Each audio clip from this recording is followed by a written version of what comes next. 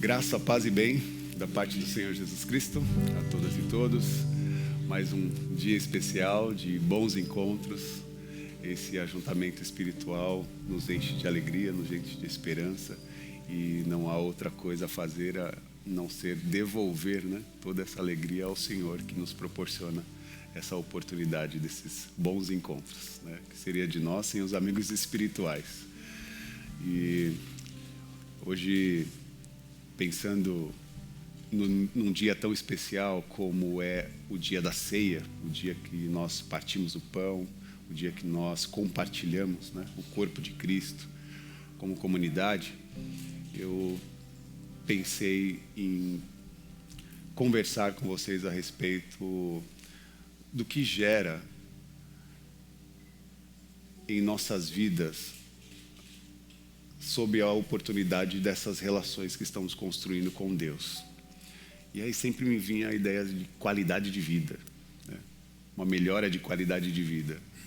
E talvez seja até urgente esse tema, Nós estamos sempre em busca de uma melhora da nossa qualidade de vida. Eu sei que tem diversos contextos para tratar sobre isso, mas eu quero falar sobre a questão mesmo da nossa espiritualidade e o tipo de qualidade de vida que ela proporciona para cada um de nós.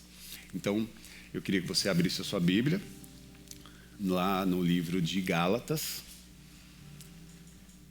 Quero que você vá no capítulo 2 e vou ler o versículo 20. Gálatas 2, 20. Porque à luz desta palavra, desse versículo, que eu quero conversar a respeito dessa qualidade de vida que acontece conosco a partir do momento em que nós nos dedicamos à expressão de Cristo em cada um de nós. Nós cantamos aqui nos louvores, Senhor, eu sou todo teu, faço o que quiser. Essa entrega, entrega de plena confiança, porque a gente sabe que não dá para usar essa frase para qualquer pessoa, especialmente aquelas que a gente não conhece. Faça o que quiser, é uma expressão muito forte. E é esse tipo de oração que nós estamos dedicando ao Senhor. E é uma oração de plena confiança, de plena fé, plena dedicação ao que Cristo realmente quer ser para as nossas vidas. Então, lemos Gálatas, capítulo 2, versículo 20, que diz assim: Fui crucificado com Cristo. Assim, já não sou eu quem vive, mas Cristo vive em mim. A vida que agora vivo no corpo, vivo-a pela fé no Filho de Deus, que me amou e se entregou por mim. Eu vou ler novamente. Fui crucificado com Cristo. Em outras versões diz, já estou crucificado com Cristo. Assim já não sou eu quem vive, mas Cristo vive em mim. A vida que agora vivo no corpo, vivo-a pela fé no Filho de Deus que me amou e se entregou por mim. Oremos. Feche seus olhos, consagre o seu coração e mente agora ao Senhor. Nós te louvamos, Pai, te adoramos por essa oportunidade. Exaltamos a Ti, exaltamos o Seu Filho Jesus. Nos alegramos pelo movimento da Sua graça, da Sua presença, do Teu Espírito no meio de nós. Que o Senhor nos envolva. Renove, Senhor, a nossa fé, a nossa esperança e nos traga, Senhor, caminhos. Nos direcione, Senhor, para novos horizontes, novas possibilidades. Nós sabemos que tudo isso só é possível a partir do encontro que está sendo desenvolvido contigo. Nos ajuda, nos direciona, nos ensina, que a Sua palavra e a Sua mensagem, Senhor, chegue aos nossos corações, trazendo transformação para a vida, para o cotidiano, para o dia a dia. Esse é o nosso pedido de agradecimento, em nome de Jesus. Amém.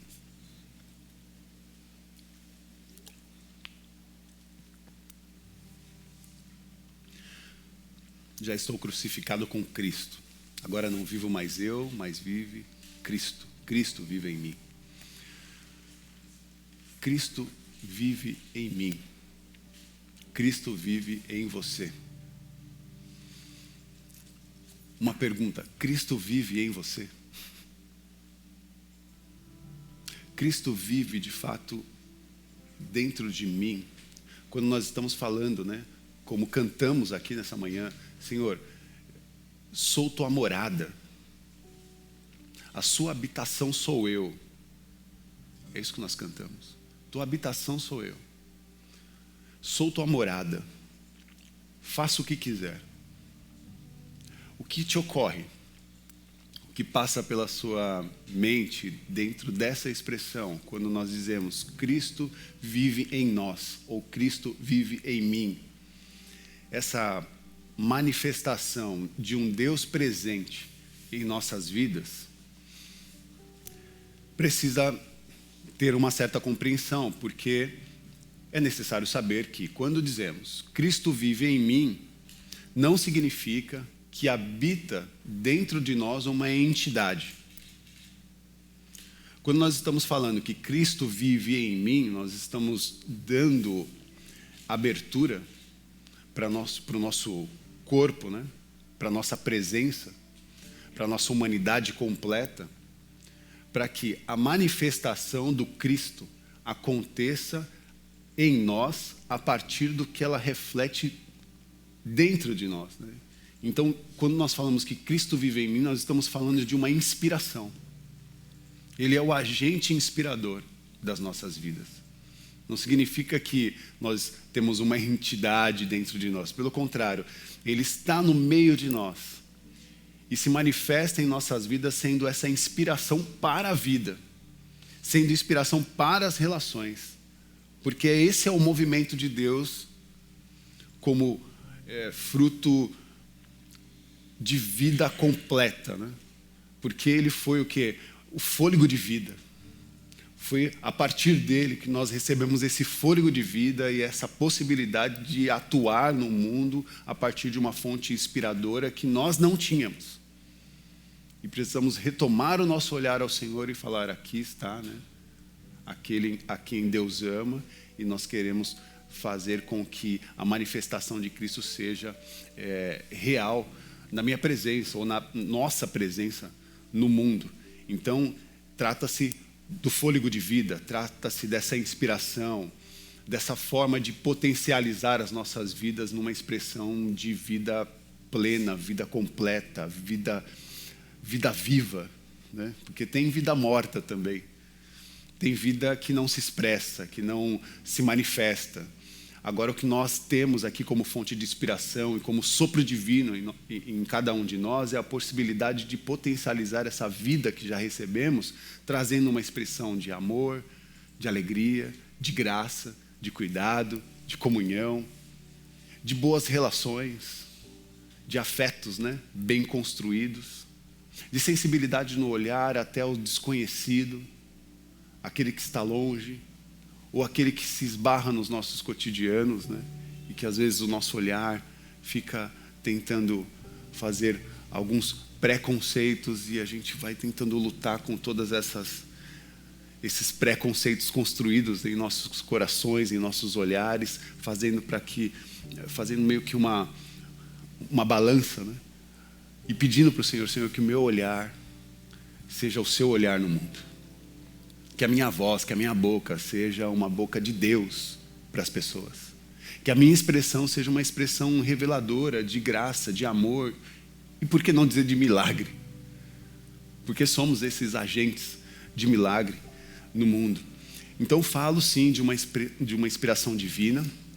E óbvio que sempre quando falo de inspiração divina, estou indicando necessariamente Cristo Jesus, o nosso Senhor. Ele é a expressão máxima de inspiração da nossa fé. Por isso, quando falamos de Jesus, falamos dessa presença suprema, né?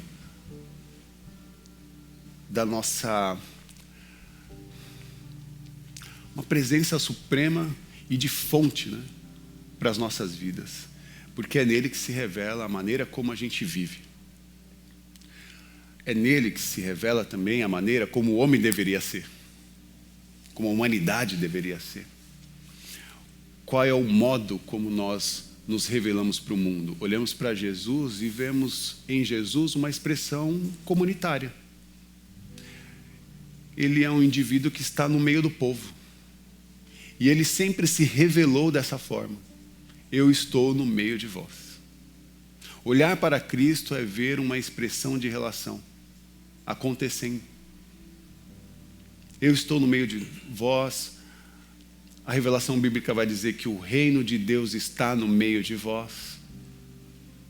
Eu habito, eu mergulho nas humanidades, aquelas que me encontram ou aquelas que eu encontro. Os movimentos de Jesus partem dessa expressão de um Deus que está entre nós, de um reino que está no meio de nós, um Deus, que se manifesta nos nossos corações e que é fonte de inspiração para a nossa manifestação no mundo. É essa referência simbólica que acaba recebendo o nome de igreja. A referência máxima das nossas relações, das construções comunitárias que estamos fazendo, nós damos nome. Ora nós chamamos de igreja, ora nós chamamos de amigos espirituais, ora nós chamamos dessa comunidade de fé, nós dizemos que esse é o corpo místico do Senhor. Então, se queremos ser uma presença de Cristo no mundo, não podemos olhar só como uma expressão individual. Por exemplo, você sozinho não é uma presença de Cristo no mundo. Você precisa de alguém. Nós precisamos nos ver como corpo. Nós somos membros, e cada um tem uma parte, tem uma participação, tem uma manifestação no mundo. O eu sozinho é uma expressão solitária. E essa solidão é a solidão que está distante de Deus. Porque toda a mensagem, toda a fala, toda a expressão de Deus é sempre chamando para a relação, chamando para o coletivo, chamando para aquilo que também chamamos de família, chamamos para o ambiente da família, o ambiente da amizade. A nossa rotina de fé necessariamente precisa construir orações que não sejam individuais, mas que sejam orações coletivas. Porque o Pai é nosso, não é meu. O Pai é nosso. Por isso a oração é coletiva. Vinde a mim, vós que estáis cansados, sobrecarregados. A expressão de Jesus, ela não é individual, mas ela carrega, um corpo, e se manifesta nesse movimento, que eu agora quero chamar de família. Por isso, observando os evangelhos, Cristo é esse modo de vida que acolhe, que ouve,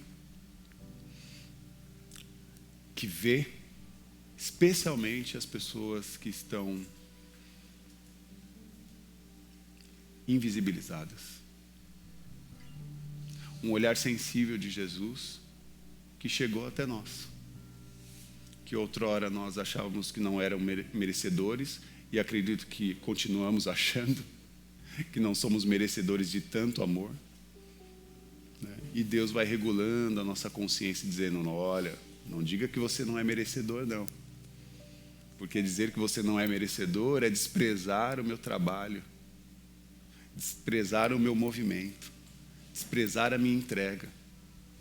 O que eu fiz revela a importância. O movimento de Jesus revela a nossa importância. Ele nos fez, gente importante no cenário da expressão da criação divina. E por que estou dizendo isso? Porque Ele poderia nos criar e no ato da nossa rebeldia, Ele poderia nos fulminar, nos tirar da existência. Ele tem poder para isso, mas Ele desejou amar. Ele desejou construir novos rumos, novos caminhos, para que a nossa humanidade, que outrora estava caída, seja reconstruída, seja restaurada. Então, essa transformação para nós é muito importante. Ele nos dá a voz, Ele não despreza, não despreza o clamor do oprimido, não despreza o clamor do abatido, do sobrecarregado. E também tem uma agenda disponível. Perceba como nós conversamos há 2 domingos atrás. Um Jesus que chega numa cidade, encontra um sacerdote. Esse sacerdote diz que a filha dele estava doente. E nós falamos de várias demandas, religiosas que ele carregava. Mas mesmo assim, Deus não desprezou o seu clamor, porque viu o coração sincero. Imagina o terror que é ter uma criança doente, acamada. Então Deus não estava preocupando com a carga religiosa que ele trazia. Não estava preocupado também se aquele moço estava vendo Jesus como profeta ou como Deus.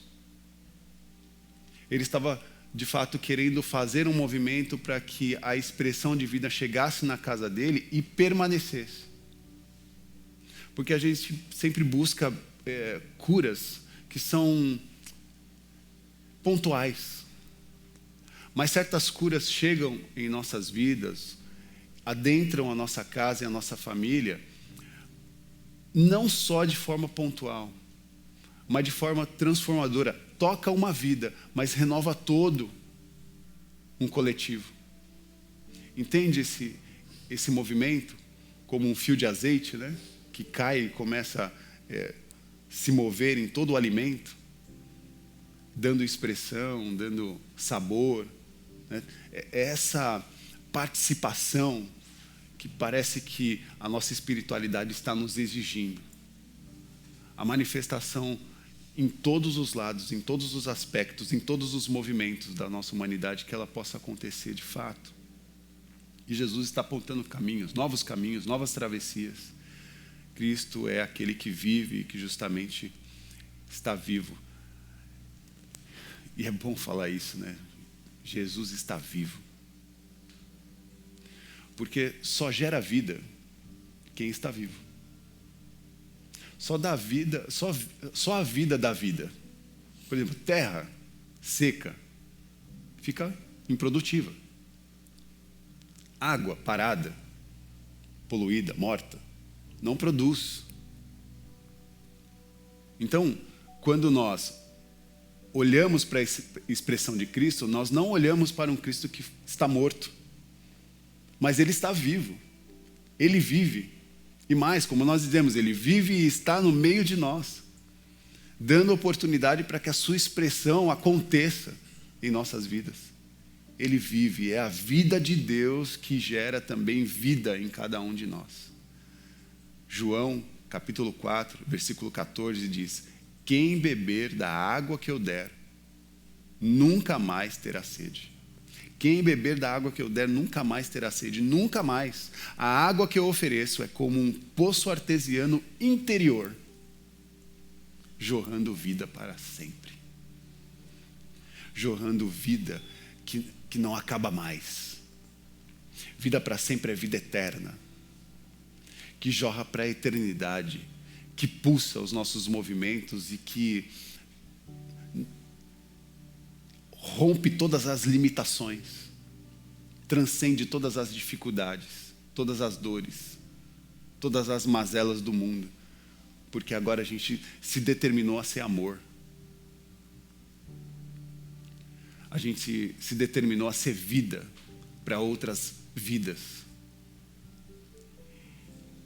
Quer quem elas sejam, nós queremos oferecer vida para essas pessoas. E Jesus está fazendo isso, oferecendo vida para nós. Essa vida que alcança o nosso coração, nos transforma e faz, a partir desse movimento, nos tornarmos seres, né, transformadores. E aí? O que pulsa dentro de você? O que pulsa dentro de mim? Quando nós dizemos, Cristo vive em mim, o que de fato nós estamos falando? Quando nós dizemos que Cristo vive em mim, o que essa expressão está fazendo conosco? E como ela está se manifestando nos lugares onde você tem chegado? Grandes responsabilidades. Por exemplo, o que é que te trouxe até aqui?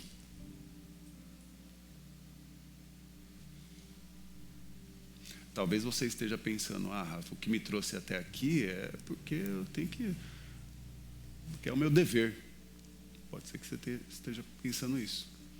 É porque é o meu dever. O que te faz levantar amanhã? Porque eu tenho que levantar. Amanhã, se eu não levantar, se eu não fizer, ninguém vai fazer por mim. Pode ser que você esteja pensando isso.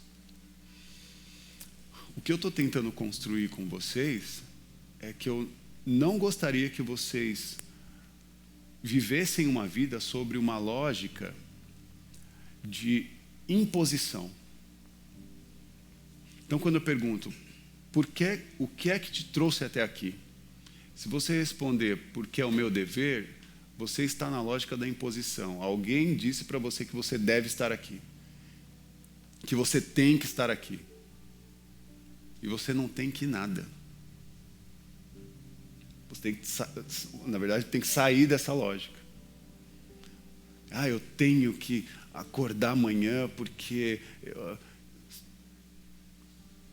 tem uma obrigação. Eu não estou dizendo para você fugir das responsabilidades. O que eu estou querendo dizer é que, saindo da lógica da imposição, o que eu quero te oferecer é a lógica da liberdade. E a lógica da liberdade faz você dizer assim, não é que eu tenho o quê? Mas é que eu desejei ser. Eu desejei estar. É diferente do tem que. Dá para entender essa diferença? Não é tem que, porque não tem que nada. Amanhã, quando você levantar, o seu levantar não é fruto de uma obrigação, mas deveria ser fruto de uma inspiração. E por que uma inspiração? Porque você vai para o trabalho, e quando você vai para o trabalho, isso tem que te inspirar, entendendo que o fruto do seu trabalho vai trazer bênção, né, para a sua casa, para os seus filhos, para as pessoas que convivem com você. Não como uma obrigação, mas como uma inspiração, como uma mulher que sai, né, para o seu labor, na luta de desenvolver, né, acolhimento aos seus pares e bem-estar para si. Desenvolver uma qualidade de vida plena que não está só na paga, né, do nosso salário, mas do nosso desenvolvimento humano que acontece, né, nesses ambientes dos quais nós transitamos. Por isso essa importância de oferecer a cada um de vocês uma lógica de liberdade, de compreender que a vida me chama para acolher, me chama para ajudar, me chama para alimentar, né, aqueles que precisam, aqueles que estão debaixo, né, das nossas responsabilidades. Me chama também para preparar caminhos. Nós que já somos adultos e sabemos que, sinceramente, a gente tem que pavimentar caminhos para os nossos jovens, para as nossas crianças. Há uma responsabilidade da nossa expressão, para que eles também sejam, né, agentes inspiradores. Eles precisam ter alguém a quem inspirar, a quem se inspirar. Então eu quero ser um agente inspirador para uma nova geração. E você também pode. Também pode. Por isso a lógica da liberdade é eu não tenho o quê. Na verdade é eu escolho ser. Escolho estar. Escolho amar. Escolho me colocar, né, na presença do mundo como um agente transformador. Então não reaja à vida porque você tem que. Porque aqui ninguém é obrigado a nada. E religiosamente eu já digo para vocês não são obrigados a nada. Eu vou para a igreja porque eu sou obrigado. Ou porque recebi uma linguagem tão legalista, né, tão pesada, uma religiosidade tão pesada que se eu não for para a igreja eu estou em pecado, não posso tomar ceia, estou separado do corpo. São tantas construções, e você sabe, né? Nós compartilhamos boas conversas a respeito disso e sabemos o quão, né, pesado é esse tipo de lógica. E não é isso que nós queremos construir como comunidade, entendendo que a lógica é a lógica do amor, a lógica da liberdade, em que você sai da sua casa com essa inspiração de poder estar com seus pares, com seus amigos, desenvolvendo uma espiritualidade que está no meio da relação. Por isso que eu falei que é um Deus que está no meio de nós. E quando você chega aqui, você tem a oportunidade de se encontrar com Deus. E como que você se encontra com Deus face a face? Vem do seu irmão, vem da sua irmã. Agora, quando você deixa de vir, quando você deixa de estar, eu que perco. Porque eu perco a oportunidade de ver Deus em você. Então não me deixe perder a oportunidade de ver Deus em você. Esteja presente. Esteja presente, porque Ele está no meio de nós. E face a face nós nos encontramos e encontramos Cristo, o Senhor. Eu sei que, eu fiz uma grande explanação, mas agora afunilando toda a expressão, no fundo, o que eu quero dizer é isso. Trazer a nós essa compreensão de um Deus que está presente em nossas vidas, que habita dentro de nós sendo essa inspiração divina, ou sendo essa referência máxima da nossa humanidade. E a partir desse referencial, inspirados pelo amor, pela graça, pelo Espírito Santo de Deus, nós nos portamos para o mundo. Por isso que a frase ame a Deus, ame as pessoas, ela é muito pontual.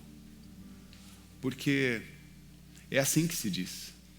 Ame a Deus porque a gente precisa primeiro amar a Deus, ou compreender o seu amor, ou entender que nós estamos envoltos desse amor. Porque não é possível amar o próximo sem primeiro compreender minimamente o amor de Deus. É claro que a gente não vai compreender o amor de Deus na sua grandeza, porque o amor de Deus, ele transcende a nossa capacidade de compreender a grandeza, a largura dessa manifestação. Mas quando somos abraçados nos milagres transformadores dos nossos afetos, aí sim o milagre acontece. E mais, nós nos tornamos agentes desse milagre. Por isso que Deus use as nossas vidas na compreensão do que nós somos. Nós somos sal, sal da terra. Mateus, capítulo 5, verso 13, diz assim: permitam-me dizer por que vocês estão aqui. Eu gosto muito dessa parte. Vocês estão aqui para ser sal, que traz sabor divino à terra. Se perderem a capacidade de salgar, como as pessoas poderão sentir o tempero da vida dedicada a Deus? Vocês não terão mais utilidade se não tiver esse sabor. E aqui o Eugene Peterson, ele fala: vocês não terão mais utilidade e acabarão no lixo. E aí eu fiquei pensando nessa coisa assim, qual a função do sal? Dar sabor. Por exemplo, o feijãozinho, sem o sal, fica, falta, não falta? Mas o sal, na medida certa, e aí fica a dica para os religiosos, extremistas, muito sal estraga a comida, entende?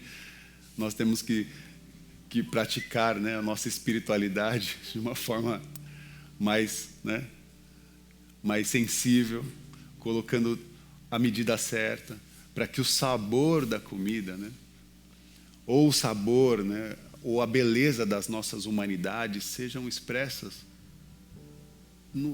na tonalidade correta. Então, uma das funções do sal é dar esse sabor. Mas outra coisa que eu fiquei pensando, antes de dar o sabor, o sal ele precisa fazer uma coisa. Ele precisa dissolver.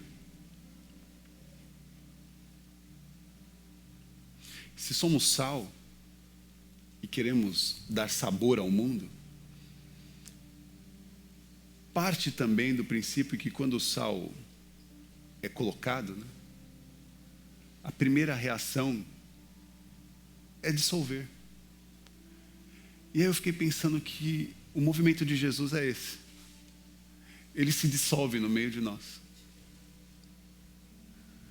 Porque ele poderia vir no meio de nós como um Deus todo-poderoso, cheio de glória e majestade, num cavalo de guerra, né? Todo cheio de estrutura, de ouro, reluzente. Mas de repente, ele se esvaziou de todas as suas prerrogativas divinas, de toda a sua glória, e mergulhou na humanidade, na simplicidade de uma criança que nasceu numa manjedoura, num lugar insalubre, em meio a diversas impossibilidades e perseguições, sofreu, morreu a nossa morte, levou sobre si as nossas dores, as nossas chagas, levou sobre si o nosso sofrimento. Imagina Jesus na cruz do Calvário, recebendo sobre ele todo o pecado do mundo. Ele que não era pecador, recebendo o ônus do pecado de toda a humanidade nas suas costas, a ponto de clamar ao Senhor dizendo: Pai, está pesado isso aqui. Inclusive, se for da sua vontade, afasta de mim esse cálice. Mas eu não quero que seja outra coisa feita senão a sua vontade.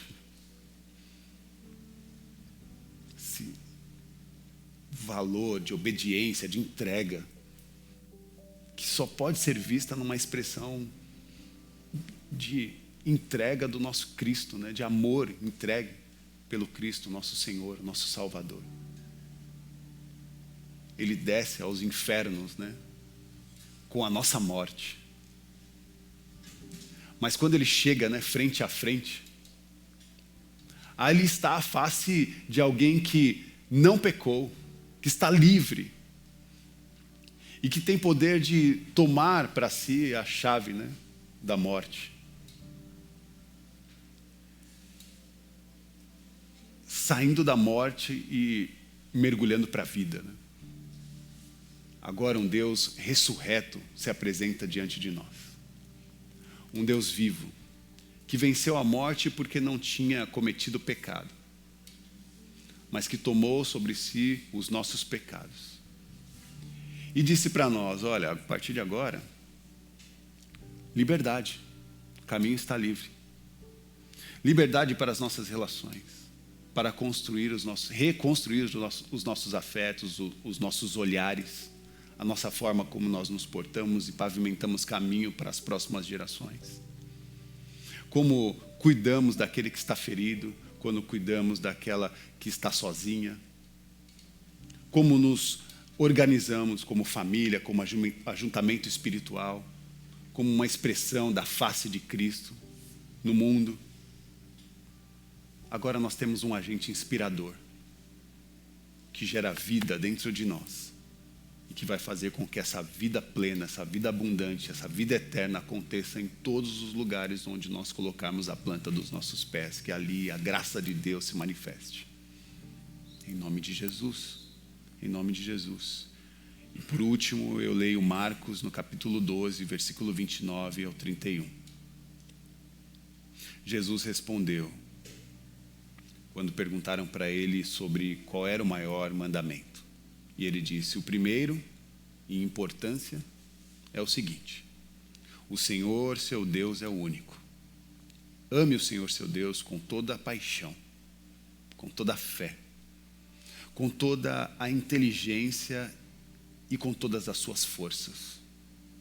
E em segundo, ame o próximo como a você mesmo. Não há nenhum outro mandamento que se compare a esse. Esse é o nosso movimento. Esse é o movimento, inclusive, que nos leva à mesa.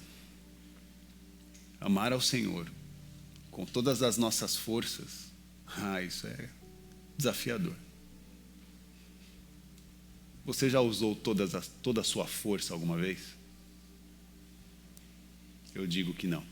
Porque o dia que você usar toda a sua força, você vai morrer.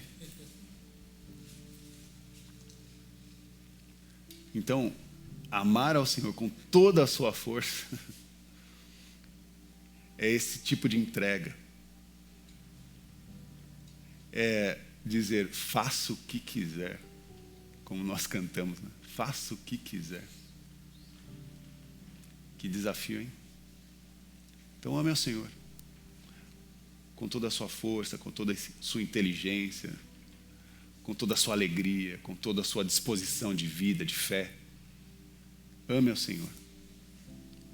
Porque a partir desse amor você vai estar habilitado para amar o próximo. Como assim? Porque aí a gente se olha diferente. E aí dá para a gente parear essa expressão amando o próximo como a nós mesmos. Que Deus nos abençoe. Nós vamos preparar a mesa nesse momento.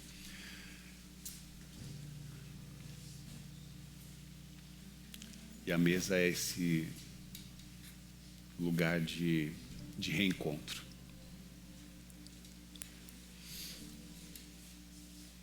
Como é bom saber que Deus construiu as relações e desenvolveu, né, essas relações ao redor da mesa.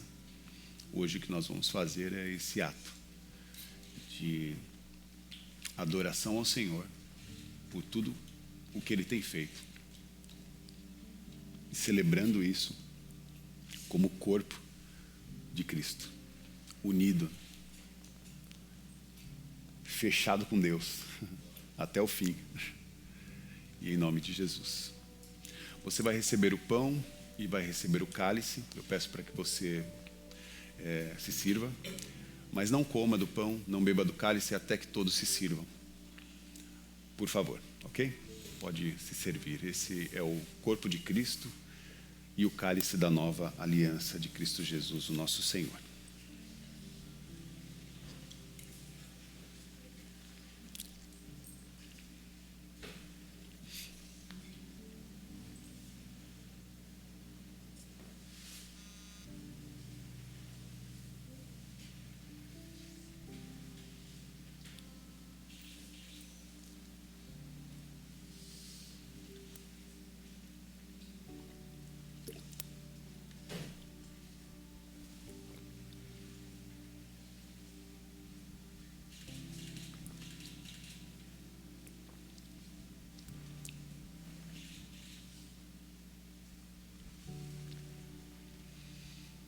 Primeira Coríntios 11, no versículo 17, diz assim: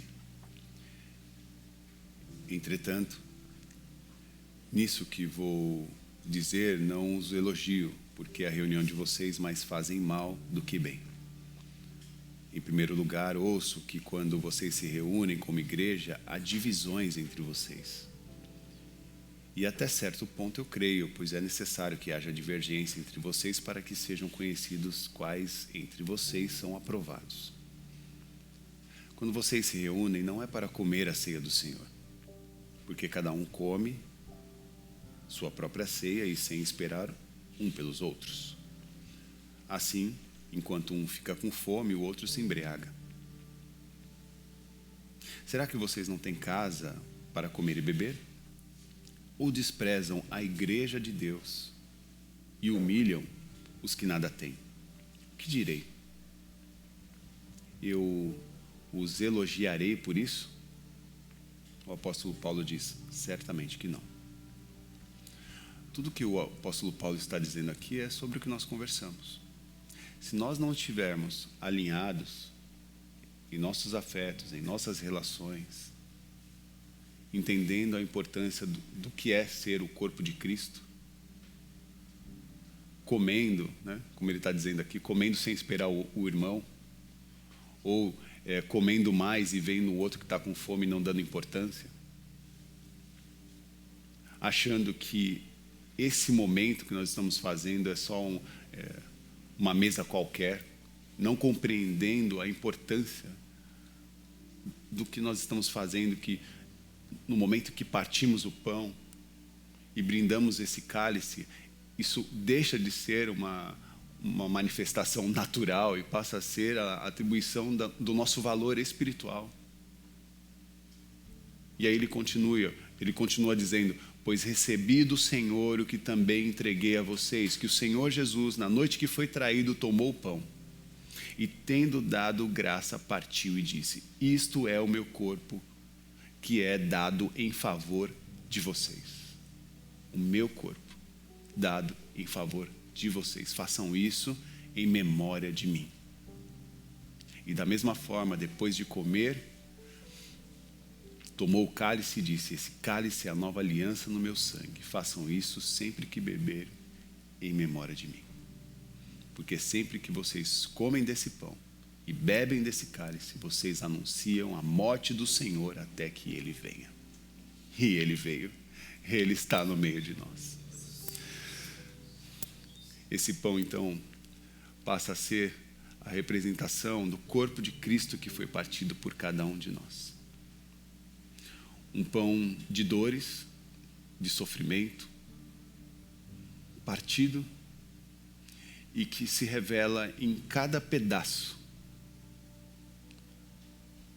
uma parte de nós, ou um de nós. Quando comemos esse pão em memória de Cristo, lembramos do seu sofrimento, lembramos da sua entrega e do valor que Ele colocou sobre nós, nos amando primeiro. Pode comer do pão. Faça isso em memória de Cristo.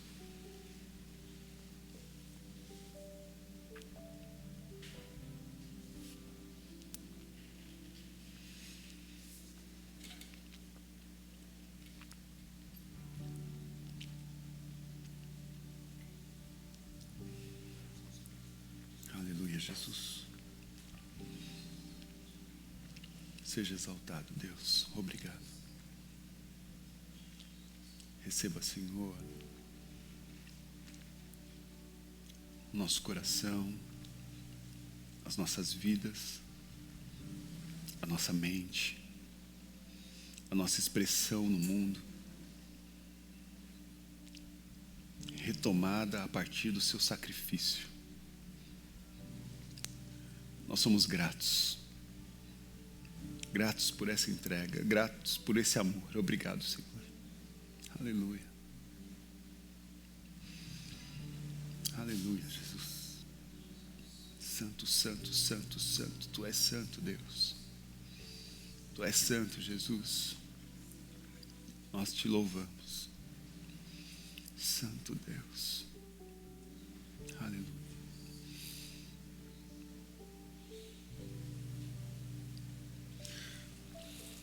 Logo em seguida, Jesus tomou o cálice, disse: esse cálice é a nova aliança com o meu povo. Aleluia, Jesus, obrigado. Esse cálice deixa de ser uma substância natural e passa a ser a representação de um brinde de vida que faremos em aliança com Cristo Jesus, vivo no meio de nós, presente, acontecendo em nossas relações, em nossas vidas, nos fazendo agentes transformadores. Obrigado, Jesus. Um brinde à vida, um brinde a Cristo Jesus, o nosso Senhor. Pode beber do cálice.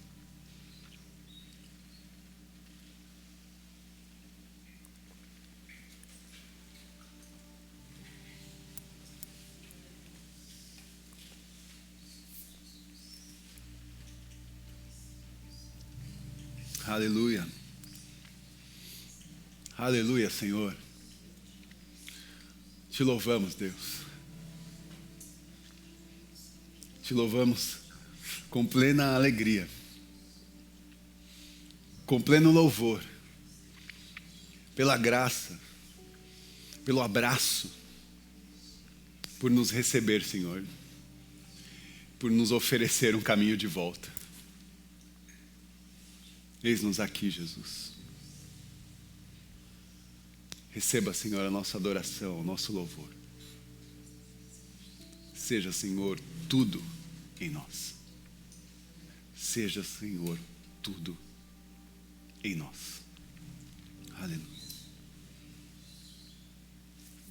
Você pode ficar de pé?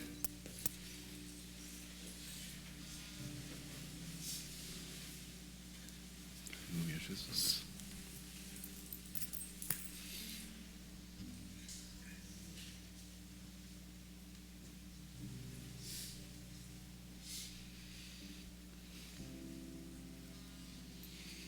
Queria que você desse a mão para a pessoa do seu lado. Te louvamos, Deus. Te louvamos nessa forma de representação, em que de mãos dadas celebramos a unidade que o Senhor nos proporcionou. Por isso, dia a dia, Deus, nos ensina a amar. Nos faz, Senhor, experimentar o Teu amor. Enche, Senhor, cada um de nós dessa vida viva que o Senhor nos oferece e nos dá a sensibilidade de compreendê-la.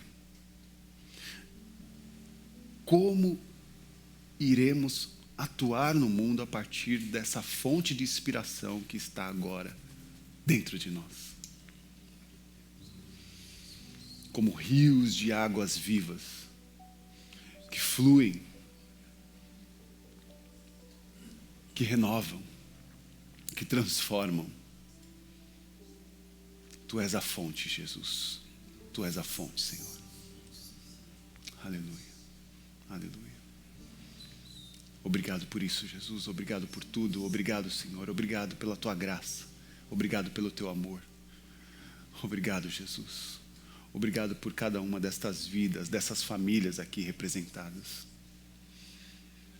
Dá-nos, Senhor, um coração que Te louva, um novo coração, um coração, Senhor, que se alegra na Sua presença, que Te rende graças por tudo que o Senhor tem feito.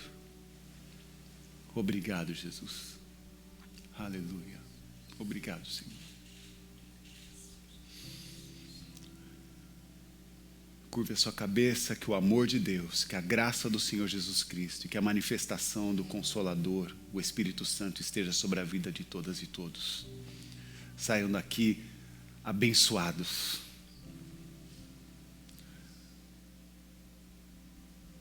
A partir da inspiração de Deus, renovados, transformados e como agentes transformadores.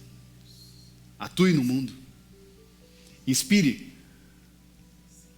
os seus maridos, as suas esposas, os seus filhos e filhas, a sua casa, as escolas, os trabalhos, os movimentos, que todos eles recebam a graça da Tua presença. Ele está no meio de nós. Que Deus nos abençoe. Que Deus nos abençoe. Amém, amém, amém. Te louvamos, Jesus.